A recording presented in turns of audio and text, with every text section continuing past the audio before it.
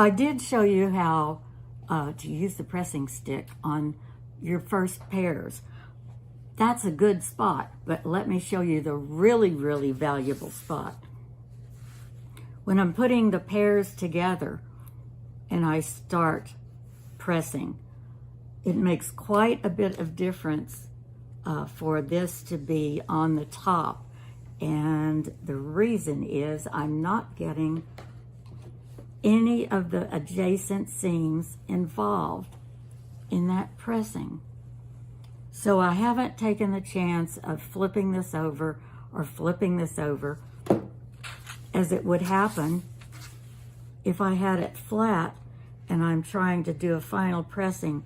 It's very easy to accidentally get an adjacent piece flipped back to not being separated.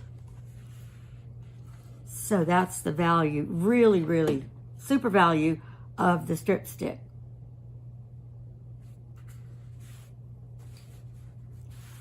Now, looking at this as if it's a completely finished strip set, the next thing I would be doing is spray starch, and my favorite is the either faultless or faultless spray. And this, you might make sure you're pressing. You don't want to iron this straight like that, because it's so easy to accidentally get it cattywampus, another quilting term.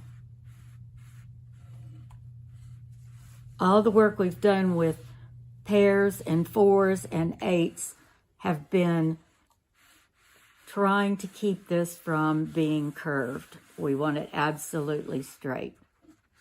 There we go.